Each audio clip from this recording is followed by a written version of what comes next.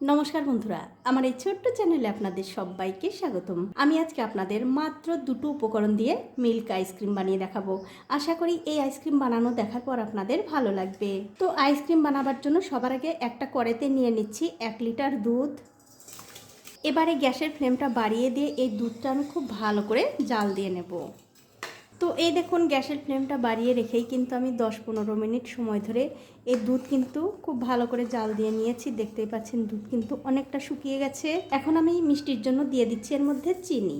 এখানে 3-4 চা চামচ চিনি আছে।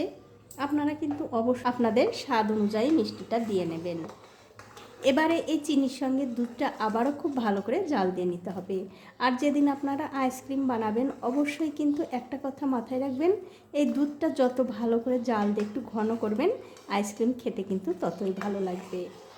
তো এই দেখুন চিনি দেওয়ার পরও কিন্তু এই দুধটা আমি আবারও খুব ভালো করে জাল দিয়ে নিয়েছি। দেখতেই পাচ্ছেন দুধটা কিন্তু অনেকটাই ঘন হয়ে গেছে, এর চেয়ে আর বেশি ঘন করার দরকার নেই। এখন আমি এর মধ্যে দিয়ে দিচ্ছি 2টো সাদা এলাচ আর একটা বাটিতে নিয়ে নিচ্ছি 1 চামচ কর্নফ্লাওয়ার। তারপর এর মধ্যে সামান্য একটু জল দিয়ে এই কর্নফ্লাওয়ারটা জলের সঙ্গে খুব ভালো করে মিশিয়ে নিতে হবে।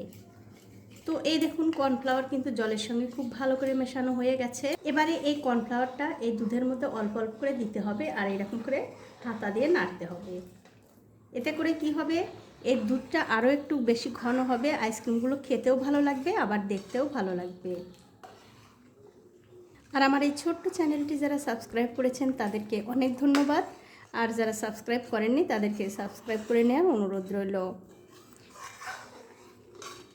তো এই দেখুন কর্নফ্লাওয়ার দিয়ে দেওয়ার পর এই দুধ কিন্তু আমি আরও 4-5 মিনিট খুব ভালো করে জাল দিয়ে নিয়েছি। দেখতেই পাচ্ছেন দুধটা কিন্তু অনেকটা ঘন হয়ে গেছে। তাই বন্ধুরা দুধের মধ্যে 1 চামচ কর্নফ্লাওয়ার দিয়ে যদি এরকম ঘনত্ব আপনাদের না আসে সেক্ষেত্রে আপনারা আরও 1 চামচ কর্নফ্লাওয়ার গুলিয়ে এই দুধের মধ্যে দিয়ে দেবেন।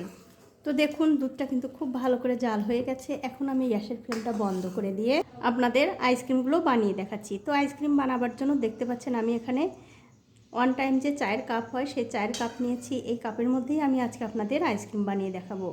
তো যে দুধটা আমি জাল দিয়ে রেখেছিলাম সেই দুধ হাতায় করে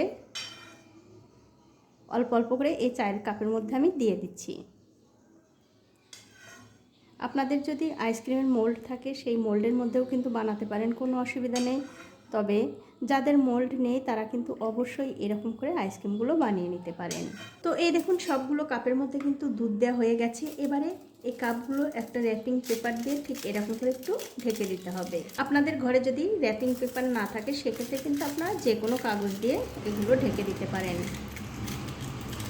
তো সবগুলো কাপ কিন্তু ঢাকা হয়ে গেছে। এবারে একটা ছুরি দিয়ে এই কাপের মাঝখানে একটু কেটে দিতে হবে। তারপর এই যে আইসক্রিমের কাঠিগুলো এগুলো ঠিক একটা একটা করে এই কাপের মধ্যে দিয়ে দিতে হবে। এতে করে কিন্তু দেখতে একদম বাজারের কেনা যে আইসক্রিম থাকে ঠিক সেরকম দেখতে লাগবে। তো এই যে সবগুলোর মধ্যে কিন্তু কাঠি দেওয়া হয়ে গেছে। এবারে আমি এই ট্রেটা ধরে সারা রাতের জন্য ডিপ ফ্রিজে রেখে দেব। তো এই যে সারা রাত পর কিন্তু আমি ডিপ ফ্রিজ থেকে আইসক্রিমগুলো বের করে নিয়েছি। এখন আপনাদের একটা আইসক্রিম বের করেও দেখাচ্ছি। দেখুন কতটা সুন্দর হয়েছে। এইভাবে আইসক্রিম বানিয়ে কিন্তু আপনারা অবশ্যই বাচ্চাদের খুশি করতে পারেন। তো এই দেখুন কত সুন্দর আইসক্রিম জমে গেছে। তো এখন আমি আইসক্রিমগুলো কাপের মধ্যে থেকে বের করেও দেখাচ্ছি। দেখুন কতটা সুন্দর হয়েছে, খেতে কিন্তু দুর্দান্ত হয়। তো বন্ধুরা আমার আজকের এই আইসক্রিমের রেসিপিটা আপনাদের কেমন লেগেছে? যদি ভালো লেগেই থাকে অবশ্যই একটা লাইক, কমেন্ট আর শেয়ার করতে ভুলবেন না।